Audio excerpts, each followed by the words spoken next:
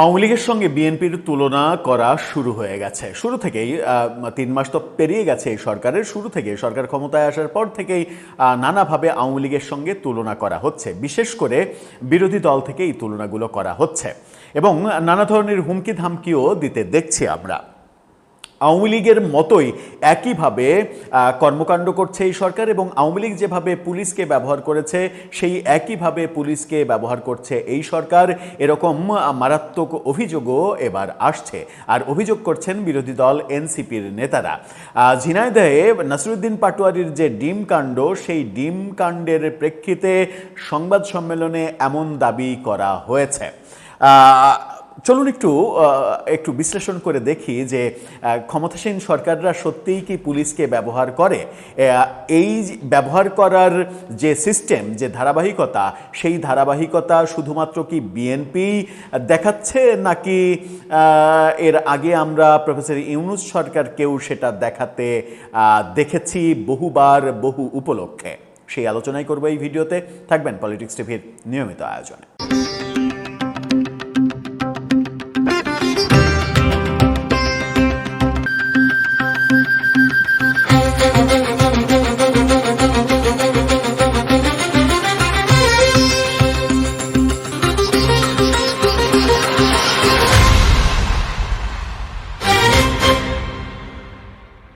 দর্শক, বলছিলাম আওয়ামী লীগের সঙ্গে বিএনপির তুলনার কথা। হাসনাত আবদুল্লাহ ঝিনাইদহের ওই যে নাসিরুদ্দিন পাটোয়ারির ডিম কাণ্ড এবং ডিম কাণ্ডে এনসিপির যে কেন্দ্রীয় একজন নেতা, তাকে গ্রেপ্তার করার পরে গতকালকে তাকে জামিন দিয়েছেন কোর্ট। জামিনের পরে একটি সংবাদ সম্মেলন করেছেন তারা সন্ধ্যার পরে। সেই সংবাদ সম্মেলনে হাসনাত আবদুল্লাহ যেটা অভিযোগ করেছেন তার শিরোনামটা দেখে নিন। তিনি বলছেন, আওয়ামী লীগের মতো বিএনপি সরকার পুলিশকে ব্যবহার করতে চাইছে। অর্থাৎ বিএনপিকে তিনি অভিযুক্ত করছেন। কি বলছেন এক্স্যাক্টলি? হাসনাত আবদুল্লাহ বলছেন যে বর্তমান বিএনপি সরকার আওয়ামী লীগের পথে হাঁটতে শুরু করেছে। তারা পুলিশকে দলীয় লাঠিয়াল বাহিনীর মতো ব্যবহার করতে চাইছে। স্বাধীন বিচার ব্যবস্থার উপরে সরকারের হস্তক্ষেপ শুরু হয়েছে।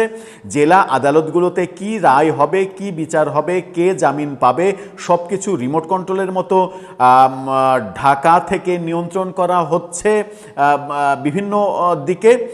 এই কথাগুলো বলেছেন এনসিপির কেন্দ্রীয় মুখ্য সমন্বয়ক নাসিরুদ্দিন পাটোয়ারির উপরে যে ডিম কাণ্ড, তার পরবর্তীতে তারেক রেজা যাকে গ্রেপ্তার করা হয়েছিল তার মুক্তির পরে সংবাদ সম্মেলনে এই কথা বলেছেন। এনসিপির কেন্দ্রীয় যুগ্ম সদস্য সচিব তারেক রেজা, রিফাত রশিদ সহ অনেকেই এখানে বক্তব্য দিয়েছেন। হাসনাত আবদুল্লাহ আরও বলেছেন, আইনমন্ত্রীর জেলা ঝিনাইদহ, দুঃখের বিষয় সেখানেই আজ আইন আদালত সরকারের একটি মহলের হাতে বন্দী। সরকার পুলিশ ও বিচার বিভাগকে নিজেদের দলীয় এজেন্ডা দ্বারা পরিচালিত করছে। তিনি বলেন, জুলাই গণঅভ্যুত্থানের পরে আমাদের আশা ছিল পুলিশ জনগণের বাহিনী হবে। খুবই গুরুত্বপূর্ণ কথা, আমরা এই কথা নিয়েই আলোচনা করব। তিনি বলছেন, জুলাইয়ের পরে আমাদের আশা ছিল পুলিশ জনগণের বাহিনী হবে, কিন্তু আমরা দেখছি পুলিশের ঊর্ধ্বতন কর্মকর্তারা সরকারের দলীয় সমর্থক হিসেবে নিজেদের পরিচয় দিচ্ছেন। এটা লজ্জাজনক। তিনি বলছেন, সরকার আওয়ামী লীগের পথে হাঁটছে। আওয়ামী লীগের মতো বিচার, আদালত এবং পুলিশকে দলীয় এজেন্ডা বাস্তবায়নের হাতিয়ার বানাচ্ছে। আওয়ামী লীগ এইসব কারণে জনরোষে পড়ে বিদায় নিয়েছে। এই সরকার যদি আওয়ামী লীগের মতো হওয়ার চেষ্টা করে তাহলে আমরা তা মেনে নেব না। জেল জুলুম নির্যাতন করে মানুষকে দমিয়ে রাখা যাবে না। তিনি বলছেন যে আজ আমরা বিএনপি, এনসিপি, জামাত যখন একে অপরের বিরুদ্ধে লড়ছি তখন ভারতে বসে আওয়ামী লীগ হাসছে। আমরা নিজেরা লড়ছি, কিন্তু জুলাই ও গণঅভ্যুত্থানের পরে এটা হওয়ার কথা ছিল না। মানে জুলাইয়ের পরে এই যে বিভক্তি, সেই বিভক্তির দায় দিচ্ছেন। দায়টা কি বিএনপির, নাকি দায়টা আপনাদেরও রয়েছে, দায়টা জামাতেরও রয়েছে? জুলাইয়ের পরে এই যে বিচ্ছেদ, এই যে বিচ্ছিন্নতা, এই বিচ্ছিন্নতা কে এনেছে? এই বিচ্ছিন্নতা এনেছেন আপনারা যারা এনসিপি করেন। এই বিচ্ছিন্নতা এনেছেন ডক্টর ইউনূস সব থেকে বেশি। তিনি যমুনাতে বসে এই বিচ্ছিন্নতা তৈরি করেছেন একটা মোহ থেকে, একটা টার্গেট থেকে, যে টার্গেটের মধ্যে একটা বড় প্ল্যান ছিল কাউকে না কাউকে মেটিকুলাস ডিজাইনে ক্ষমতায় বসানো। সেই আলোচনায় যেতেই চায় না। আমি আলোচনায় যেতে চাই যেটাতে, সেটা হচ্ছে হাসনাত আবদুল্লাহর কথা যেগুলো বলেছেন, সেটা হচ্ছে পুলিশকে লাঠিয়াল বাহিনী হিসেবে ব্যবহার করা হচ্ছে, পুলিশকে দলের এজেন্ডা বাস্তবায়নে ব্যবহার করা হচ্ছে, আদালতকে প্রভাবিত করা হচ্ছে, জামিন কে পাবে কে পাবে না এগুলো বলে দেওয়া হচ্ছে, সেই অনুযায়ী আদালত জামিন দিচ্ছে, এই অভিযোগগুলো করছেন। এখন আমরা যদি বিচার করি যে আওয়ামী লীগ সরকারকে তো আমরা ফ্যাসিস্ট বলে তাড়ালাম, তারা ফ্যাসিস্ট, তো তারপরে আমরা, তিনিও বলেছেন যে একটা ভালো মানে পরিবেশ আমরা চেয়েছিলাম, পুলিশ জনগণের হয়ে কাজ করবে এটা চেয়েছিলাম। বিএনপির আলোচনা বাদ দেন, বিএনপি তো মাত্র 3 মাসের সরকার, বিএনপিকে যে অভিযোগগুলো করছেন সেই অভিযোগগুলো আপনাদের দিকে কতটা যায় সেটা একটু আলোচনা করি। প্রফেসর ইউনূসের 1.5 বছরে আপনারা কি করেছেন? প্রফেসর ইউনূসের এই 1.5 বছরে পুলিশকে কি আপনারা ব্যবহার করেননি? আপনারা ইচ্ছামতো ব্যবহার করেননি? আপনারা আপনার নেতৃত্বে যখন যমুনার সামনে 144 ধারা থাকা সত্ত্বেও আওয়ামী লীগ নিষিদ্ধের আয়োজন করেন, মানে ওইটা তো একটা সাজানো একটা ব্যাপার ছিল, নাটক ছিল, তো ওই নাটকটা যখন করেন প্রচণ্ড তাপদাহ ছিল, সেই তাপদাহে আপনারা যেন ক্লান্ত হয়ে না যান, গরম যেন না লাগে, সেই কারণে ওয়াসার পানির গাড়ি গিয়ে আপনাদের উপরে শীতল বৃষ্টি নিক্ষেপ করেছিল, মনে আছে? সেটা যখন করেছিল ঠিক অপোজিটে ওই যমুনার আশেপাশে নিজেদের দাবি বাস্তবায়ন করা, হল সহ বিভিন্ন দাবি বাস্তবায়ন করার জন্য এসেছিল জগন্নাথ ইউনিভার্সিটির ছাত্রছাত্রীরা, শিক্ষকরা। তারা কিন্তু যমুনার সামনে আসেনি, তারা কাকরাইল মোড়ে আসতেই তাদের উপরে পুলিশ আক্রমণ করেছিল, লাঠিচার্জ করেছিল, এমনকি জগন্নাথের প্রফেসরদের পর্যন্ত পুলিশ লাঠিচার্জ করেছিল। এই পুলিশ কাদের কথাই চলতো? বিএনপির কথায় না, তখন ক্ষমতায় ছিল তো প্রফেসর ইউনূস। তাহলে প্রফেসর ইউনূস পুলিশকে নিজের মানে লাঠিয়াল বাহিনী হিসেবে ব্যবহার করেছেন, কারো উপরে শীতল বৃষ্টি দিয়েছেন আর কাউকে পিটিয়েছেন। আমরা দেখেছি যে ইঞ্জিনিয়ারিং ইউনিভার্সিটির মানে ছাত্ররা যখন শাহবাগে আন্দোলন করলো তখন তাদের উপরে বেধড়ক লাঠিচার্জ করলো, রক্তাক্ত করলো পুলিশ। সেই পুলিশটা কাদের লাঠিয়াল বাহিনী ছিল? সেই পুলিশটাকে কারা নিয়ন্ত্রণ করত? আমরা তো তার উত্তরও জানি, সেটাও তো প্রফেসর ইউনূস। আমরা দেখলাম যে মানে আপনারা কবর রচনা করতে গেলেন হচ্ছে টুঙ্গিপাড়ায়, বঙ্গবন্ধুর মানে যেখানে সমাধি সেখানেই বঙ্গবন্ধুর কবর রচনা করতে গেলেন, এবং সেখানে কবর রচনা করতে গিয়ে ওই আপনার যে মানে ইউনূসের তখনকার যে বাহিনী, সেই বাহিনী গুলি করে 5 জন মানুষকে মেরে দিল। সেই বাহিনী, আইন শৃঙ্খলা রক্ষাকারী বাহিনী কার বাহিনী ছিল? বিএনপির নাকি আওয়ামী লীগের? ওটা নিয়ন্ত্রণ করতো কে? প্রফেসর ইউনূস না? এবং পুলিশের সদর দপ্তরে বসে বড় মনিটরে সেই দৃশ্য দেখে কারা নিয়ন্ত্রণ করেছে সেই ছবি আপনাদেরই তো মুখপাত্র প্রকাশ করে তখন নিজের কর্তব্যবোধ জাহির করার চেষ্টা করেছিলেন, যেটা তার ক্ষমতার বাইরে, আওতার বাইরে থাকার কথা। তাহলে তখন তাদের মানে সেটা কাদের বাহিনী ছিল?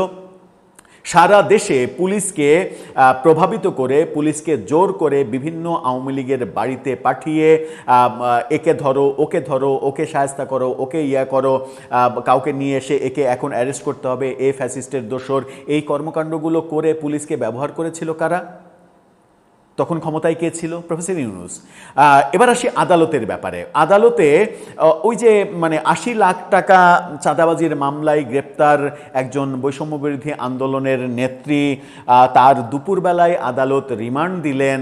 সেই রিমান্ড পরবর্তীতে আপনাদের মেটিকুলাস আইন উপদেষ্টা আসিফ নজরুল কি বলেছিলেন? যে আমি দেখছি তার যেন মানে রিমান্ড বাতিল হয় এবং জামিনের ব্যবস্থা হয়। বিকেলবেলা তার জামিন হয়ে গেল, আদালত তার জামিন দিয়ে দিলেন। সন্ধ্যাবেলা তার কারা মুক্তিও হয়ে গেল। তাহলে আদালতকে কারা প্রভাবিত করেছিল? তখন কারা ক্ষমতায় ছিল? প্রফেসর ইউনূস তো, এবং আইন উপদেষ্টা তো আসিফ নজরুল ছিলেন, তখন তো বিএনপি ক্ষমতায় ছিল না। সুতরাং আপনি যে অভিযোগ, এরকম অভিযোগ করতে মানে আমি যদি উদাহরণ দিতে চাই, এরকম অন্তত 1 লক্ষ উদাহরণ দেওয়া যাবে। তো মানে আওয়ামী লীগ যে কর্মকাণ্ডগুলো করেছিল, করে ফ্যাসিস্ট উপাধি পেয়েছে, তাদের কর্মকাণ্ডের কারণেই তো তাদেরকে আমরা বিদায় করেছি।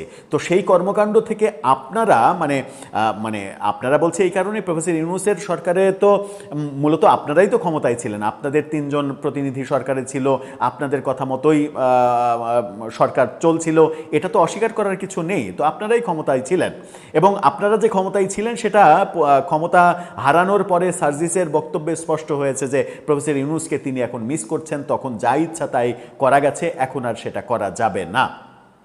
বিএনপিকে যে অভিযোগ করছেন সেই কর্মকাণ্ড যদি বিএনপি করে থাকে সেটা অবশ্যই অন্যায়, কিন্তু তার আগে ওই পুলিশ যে জনগণের হতে দেওয়ার ব্যাপার, পুলিশকে জনগণের হতে কি আপনারা দিয়েছিলেন? একদিকে শীতল বৃষ্টি আর একদিকে লাঠিচার্জ করে রক্তাক্ত করা পুলিশ কি আদৌ জনগণের ছিল, হতে পেরেছিল? একটা মানে অরাজনৈতিক সরকার, নিরপেক্ষ সরকার, সেই আমলেই পুলিশ তাদের লাঠিয়াল বাহিনী হিসেবে কাজ করতে বাধ্য হয়েছে মনের বিরুদ্ধে। তখন পুলিশকে যখন যদি কাজে লাগানো না যেত, তখন পুলিশকে যদি নিজেদের স্বার্থে ব্যবহার না করতেন, তাহলে আজকের এই অভিযোগ যেটা করছেন আপনাদের পক্ষে ব্যাপক জনমত তৈরি হতো এবং বিএনপি সরকারের অনেক বড় ক্ষতি হয়ে যেত, যে ঘটনাগুলো গত কয়েকদিনে আমরা দেখছি সেই ঘটনাগুলোর জন্য। কিন্তু এখন বিএনপির সমালোচনা করতে গেলে একজন সচেতন মানুষের তো ভাবনা আসবে যে বিএনপির আগের 1.5 বছরে আপনারা এর চাইতে 1 কোটি গুণ বেশি করেছেন। তো বিএনপিরটা যদি অপরাধ হয় তাহলে আপনার তো মানে কবিরা গুনাহ হয়েছে। বিএনপিরটা অপরাধ, সামান্য একটু অপরাধ, আর আপনারটা তো কবিরা গুনাহ। তো কোনটার বিচার আগে হওয়া উচিত, অপরাধের নাকি কবিরা গুনার? দর্শক, আপনার কাছে কি মনে হয়?